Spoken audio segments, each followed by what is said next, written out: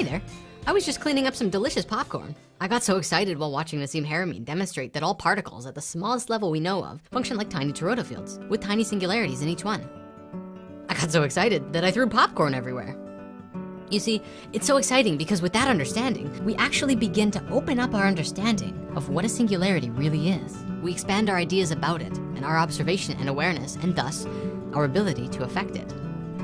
We're used to dealing with a lot of density instead of what things really are, empty space. The world we live in is mostly empty space. It's really light and fluffy, like popcorn. I know, it doesn't seem that way to our senses, and that's why sometimes when we talk about this stuff, it seems a little out there. The information doesn't seem dense enough, but what we think of as dense isn't even close to the vacuum of space. A kindred spirit messaged me on the interwebs recently and asked me how come I thought the vacuum cleaner model of a black hole wasn't fitting. I responded very simply, where's the motor? Where's the cleaner bag? The filter? The power source? How does it work? I get the analogy. It's a vacuum cleaner because it sucks things up, right? Got it. So what about the center of the galaxy, which is not only absorbing light, but also radiating it? Is that like the light on the top or something? For that matter, why don't we use the analogy of a whirlpool or a hurricane instead of a vacuum cleaner? Especially since with the whirlpool, the surface of the water from above appears flat. And much like our diagrams with whirlpools and water, the energy going into the vortex is going somewhere. Where?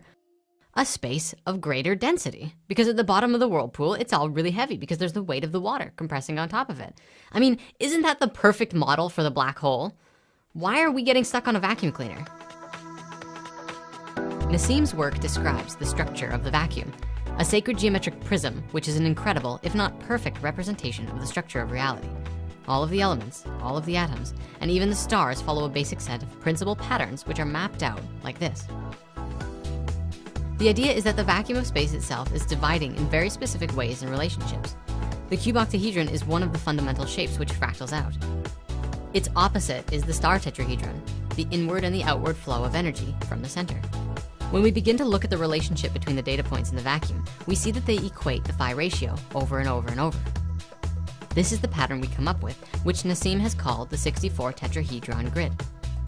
Were you to put a sphere around every point, they would create a perfect three-dimensional flower of life. This is basically a three-dimensional Metatron's cube, a structure by which all known structures can be found. The pattern can continually fractal larger and smaller to create complex geometries and structures, such as molecules or organ systems in our bodies, which are made up based on the variety of different patterns all found within the shape. If this structure is the male component, then the female component would be the toroidal flow between and around all of the points. Imagine that every sphere in and of itself is a torus, each with a singularity of its own, but the larger fractal is a larger sphere, also with a singularity, of which all of the other toroids are connected to. You can see this geometry really clearly in the brain. You have the entire field, which is a network of interconnected data. Then you have the corpus callosum, which acts like an accretion disk of a galaxy.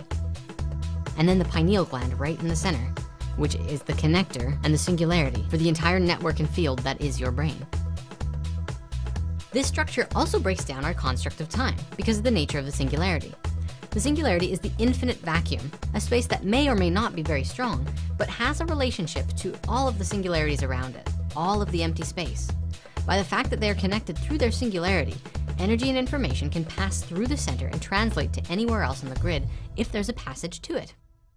Much like the idea of folding a piece of paper to create a wormhole, when the singular connection is made between 2 points, now the entire distance can be traveled instantly.